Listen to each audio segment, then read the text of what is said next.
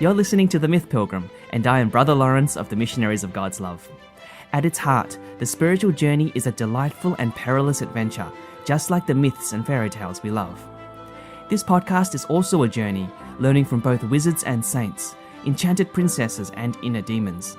Together, we'll discover how the great symbols of myth and fairy tale can guide us on our journey to God.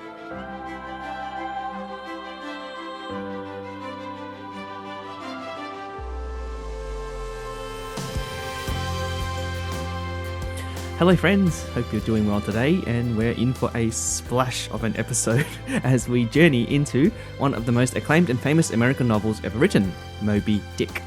Written in 1851 by Herman Melville, the sheer scale and popularity of this story has always astounded me, even as a boy.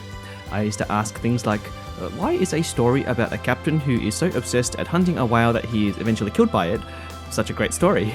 Indeed, why is it a classic?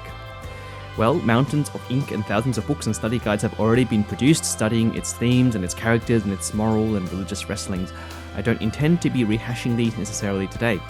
Rather, what I want to offer is a little different. I want to offer some commentary as to the mythical and spiritual significance of the story. This means I will be looking at the story perhaps beyond what the author consciously intended, and instead offer my opinion as to why this story is so psychologically and spiritually satisfying, especially for us today. To do this, I intend to structure this episode into 3 main sections. After the usual quick summary of the story, I will begin by posing the question of why we have an obsession with giant mythical creatures like dinosaurs and dragons and mythical white whales. This will be the first section. The next section I will move on to exploring the mythical significance of Moby Dick as a story about recognizing what lies in our unconscious unknown, so that we can attain the great treasures that lie hidden awaiting us there. And finally, in the last section, I will suggest the spiritual significance of Moby Dick, on how the story offers a model of the life of a saint, one who is single-heartedly captured and oriented towards union with the great other. So that's the plan, and I hope you're on board with it. Let's begin now, first with a quick summary of a very, very fat novel, a whale of a tale, really. Set in mid-1800, Moby Dick is a fascinating snapshot of a time when American whaling was at its peak. Prized for their oil and ivory and ambergris, the story follows one particular ship called the Pequod. While the narrator of the story is a man named Ishmael, a man in a sort of midlife, bland, life is meaningless crisis, I suppose you could say that the character that most drives the happenings of the story is actually Captain Ahab. Described as a great man and the greatest whaler of his time, Ahab actually has a wooden leg, because one of his legs was bitten off by a giant white whale known as Moby Dick. Since that fateful day, Ahab becomes more and more obsessed with hunting down the creature and slaying it. So one Christmas day he sets out from Massachusetts on his ship, and along with him is a crew of memorable characters like his virtuous first mate, Starbuck, a tattoo-covered harpooner from New Zealand called Queequeg, and the ever-jolly, cool-in-a-crisis Stubb. The tale pretty much follows the Pequod as it navigates the great seas and meets many obstacles along the way, such as typhoons, giant squids, and pirates. Herman Melville, the author, himself a seasoned whaler, gives much detail in his book into the intricate, messy details of life on a whaling ship, while at the same time musing on life's biggest questions through his narrator Ishmael.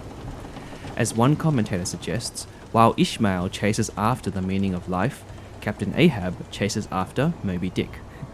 Despite Ahab's chase eventually turning him to madness, and despite the many warnings of his more reasonable first mate Starbuck, Ahab persists and sacrifices everything to attain his goal. He eventually finds the white whale, and after an epic 3-day pursuit, the whale gets the better of all the crew and the Pequod. The great sea leviathan attacks, and all on board perish, except Ishmael. Captain Ahab himself, holding fast to the harpoon he had managed to secure to the side of the whale, is wrapped up in the roping and is himself dragged to the bottom of the ocean to his death. Okay, curious story, right? And if it weren't for the lengthy chapters of existential musings, you'd probably agree it's a rather simple story. Let's now examine it in a little more detail.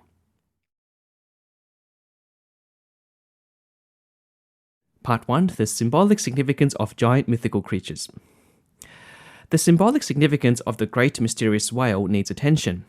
I will posit that Moby Dick is quite representative of man's heightened obsession with massive mysterious creatures. You know, recently when the latest Jurassic Park movie came out, I had a conversation with Episode 4's Father Tony about why this dinosaur franchise has done so well, despite pretty much the same storyline repeating itself over and over again, you know, of mankind trying to control Mother Nature and then Mother Nature getting the better of mankind, and then finally they arrive at a point of sort of like a healthy respect, something like that. So Father Tony and I muse whether there is something significant about otherworldly beings that are beautiful yet dangerous, familiar yet mysterious, which of course dinosaurs are. I mean, literally, dinosaurs are beyond this world, outside of our time even, you know, in a sense that these ancient giants were from another era and should be extinct. I wonder whether the dinosaurs and dragons and Godzillas and Krakens and Loch Ness monsters and Moby Dicks actually embody a particular sense of God that's lost today. The wild, otherworldly and even dangerous side of God. Since the 1800s, Christians readily grasp Jesus as friend and companion, but what about the God who is big, who is beyond us, the one who created the starry night, who banged the Big Bang and speaks out of whirlwinds? See, Moby Dick was released at the end of the Industrial Revolution, when the American people were disenchanted by the monotonous world of industry and machines and grimy factories and control, who yearned once again for the beauty and wildness and freedom of being. This yearning is something of why the narrator Ishmael felt himself drawn to sea to begin with. In the famous opening lines he says, "Call me Ishmael. Some years ago, never mind how long precisely, having little or no money in my purse and nothing particular to interest me on shore, I thought I would sail about a little and see the watery part of the world." End quote. And what about us today? Don't we, the readers and audience, feel a certain nostalgia at the thought of exploring the sea's horizons? Enter the popularity of the Pirates of the Caribbean series. Don't we also sense wonder and awe and reverence when the Pequod finally encounters the white whale, and we almost hold it with holy fear in the same way that a Shasta does with the lion Aslan in the Chronicles of Narnia? Perhaps we yearn once again for the fear of the Lord, a healthy fear of the Lord, so much so that a Moby Dick and a Jurassic Park, even though not explicitly about God, stir something within our souls that yearns for our attention. Is this a reason why tales like Moby Dick has captured our imaginations ever since? Part 2. The mythical significance of Moby Dick. We will now look at what I refer to as the mythical significance of the tale. It will be helpful to mention that traditionally, the oceans have long been the archetypal symbol for chaos and of disorder. Think back to Genesis, where God's spirit hovers over the formless seas before God speaks and creates order from it, separating earth and sky and dry land. Later, when God then parts the Red Sea, and when Jesus walks upon the water, these were all symbols of God's lordship over both order and chaos, both the known and the unknown. Fast forward now to Carl Jung's contribution to modern psychology, where symbolically, dry land represents that which is conscious, while the sea represents the unconscious, that which is unknown to us. With this in mind, if we think of the literal Moby Dick whale being the animal that rises up out of the sea, arrests man's imagination and forever calls him back into its depths, it isn't hard to see the mythical and psychological significance of Moby Dick. After all, a healthy, integrated person is precisely one who has gained lordship of both his conscious self and his unconscious self. In more practical terms, we all value self-knowledge, right? And are kind of upset at people who don't have very much self-knowledge or self-awareness. Well, self-knowledge is always the act of making conscious what lies in our unconscious. And in doing so, gaining greater mastery over ourselves by understanding the various forces and drives and thoughts that are inside us. But the gaining of self-knowledge is not always a romantic and pleasant process, for sometimes there are things in the unconscious that we'd rather not face. Thoughts and desires and memories that we've suppressed away or considered too scandalous to bring to light. This is where the image of a Moby Dick is so compelling, for Moby Dick symbolizes the surfacing of all that lies unknown to us, both the beautiful and the dangerous, both the valuable and the threatening. Remember that in the story, Captain Ahab is a whaler, a whalerman, and whalers go whaling because whales, while dangerous, are infinitely precious, bringing back the gifts of ivory and oils and perfumes and priceless skins. But in order to get the treasure, one has to also face the dragon, as our mythologies remind us. Nothing valuable in this life is obtained without great price, else the object of value wouldn't be valuable at all. Again, if we place the Moby Dick story in its historical context at the end of the Industrial Revolution, the pervading worldview of the time was a slightly arrogant one which suggested that mankind could, through his own might and intellect, be able to conquer the forces of nature and to gain knowledge over everything. Into this worldview then came the tale of Moby Dick, which features not only the wildness of Mother Nature incarnate, but also Captain Ahab, who knows not how to tame the wildness in his own heart. It's as if the book was a slap in the face of enlightened men, saying, "You think mankind can tame the world? You can't even tame what's in your own heart." Wow. And along with other compelling works like Joseph Conrad's Heart of Darkness, such tales reveals just how unconquered our own selves can be. Such a message still remains relevant for us today, dear friends, for most of us would sooner plumb the depths of Google for wisdom than the depths of our own hearts. Perhaps many of us still feel that the answer to life's big questions lie out there in the ether, when in actual fact they are found within.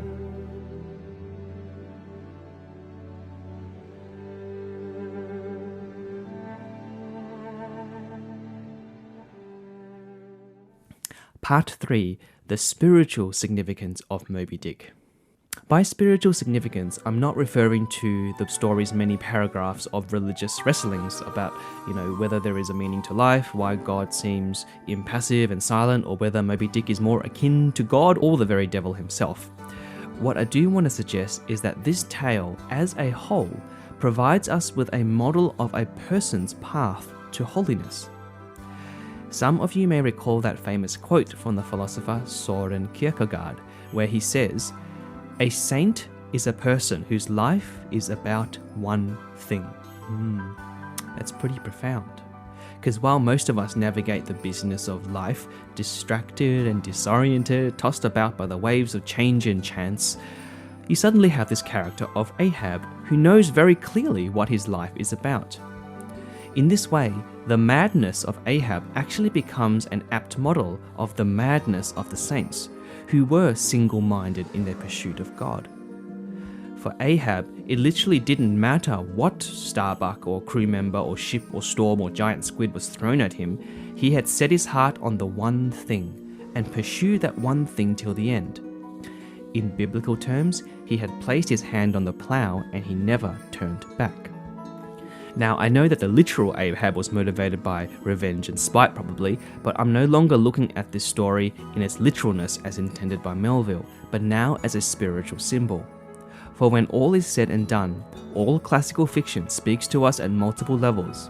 And for me, I simply cannot see why a tale about a mere madman would have such timeless appeal. Rather, there is something within us that deeply connects with Ahab, or at least wants to, we who tend to be scatter-hearted and directionless. We want a pure, undivided heart, to be able to persevere to attain our pearl of great price. Think of anyone you admire and you look up to, and you will nearly always find within them commitment, perseverance, and a steadfastness that is not easily shaken. how much more the lives of the saints, many of whom persevered to the end of ends. As we delve into this symbol more, it turns out that the wound Moby Dick inflicts upon Ahab's leg is significant too. For in the book, it's his one gnawing reminder that a piece of him has been captured and that he'll never be complete without it. So too is the divine wound we all carry, that divine spark within us that was made for God, that makes our hearts so restless until we rest in Him. C.S. Lewis described this yearning as joy with a capital J, which is like a desire that can feel so much like sorrow, except that those who have tasted joy will want more than anything to be struck by it again. Lewis, ever the philosopher, writes, "Creatures are not born with desires unless satisfaction for those desires exist. A baby feels hunger, well, there is such thing as food. A duckling wants to swim, well, there is such thing as water. Men feel sexual desire, well, there is such thing as sex. But if I find a desire which no experience in this world can satisfy, the most probable explanation is that I was made for another world." End quote. See, we Christians often romanticize the God-shaped hole in our heart, and in many ways it is a beautiful thing. But let's not pretend that our yearning for eternal love, for truth that lasts, for beauty that satisfies, is not also an ache, one that drives our lives, making everything that is not God ultimately feel unsatisfying. If we romanticize God too much, we forget that wrestling with this truth is part of growing in the spiritual life. The name Israel, the chosen people of God, means he who wrestles with God, for there is intimacy and perseverance in the act of wrestling. In a likewise manner, Captain Ahab is able to represent something of this wrestling with God, where the sacred wound that is inflicted upon him is a blessing rather than a curse. And Ahab doesn't relent until he enters into full union with that which his heart desired, and is utterly overwhelmed by it. To be taken down to the place of his dwelling symbolizes us being utterly caught up in God, to be brought to the place of his dwelling. Interestingly, did you know that in the islander nations, whales are revered as eternal beings, because people never actually witness the natural death of a whale, unless of course it gets washed up on a beach. But in terms of its natural death, no one has ever seen the final resting place of a whale, whose body would eventually sink to the bottom of the very deep abyss, a place which is itself mysterious to mankind, a place we do not comprehend. Yet we now know that the body of a single whale can support life for millions of creatures in the ocean ecosystem, providing food and shelter and breeding grounds, sometimes for decades. Wow, right? Talk about the themes of death and resurrection and new life. And just on this theme of resurrection, I actually came across theories about Moby Dick that Ahab didn't actually die in the end, and that having arrived at his moment of enlightenment, union with the great other, he is reborn and returns to the world as the ever-wise and omniscient Ishmael. Interesting? I will leave that with you to ponder.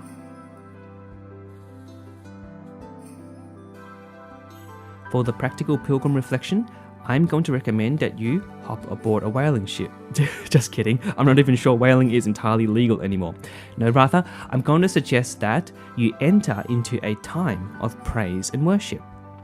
See, authentic praise songs actually expands the soul and restores the wonder of God's majesty and transcendence, something we explored earlier this episode. By authentic praise songs, I mean songs that actually focus on God Himself as its object, and not what God can do for us, and definitely not songs of petition, songs where we ask for stuff, which have their place in the church's life, but are often confusingly sung during a time of praise and worship. I will leave a link to a few of my favourite songs in the show notes and on the website if you'd like a few tracks to kick you off. And yes, one of them is actually a Christmas carol. One of the greatest praise songs of all time in my opinion, especially when it's sung by a 4-part choir on Christmas Eve in a cathedral. Anyway, you're probably wailing that I should finish up now, so I will. And I will miss you all very much. Until next time. Journey forth, take care, and God bless.